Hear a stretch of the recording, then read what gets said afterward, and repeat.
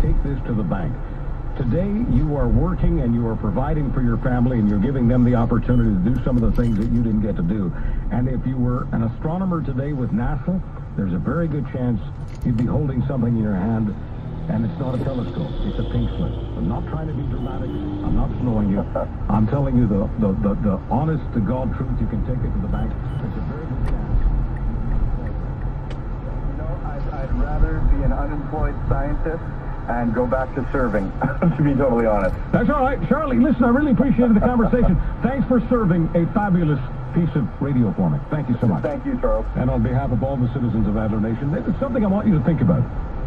And I want you to email me on this, or tweet me or Facebook me. It doesn't matter how you contact me. Am I right or wrong about this? People who have these degrees, even though many of them aren't doing anything with them in the sense of they're not working in those professions and those businesses, they can, for whatever reason, to feel better. Maybe it's the paperwork. I don't know. Maybe it's the fact that they went to a grad ceremony, they put on the funny outfit. Not trying to put them down. That's not the point here. We're just trying to have an honest conversation. But those people, some of them, feel better about themselves because they've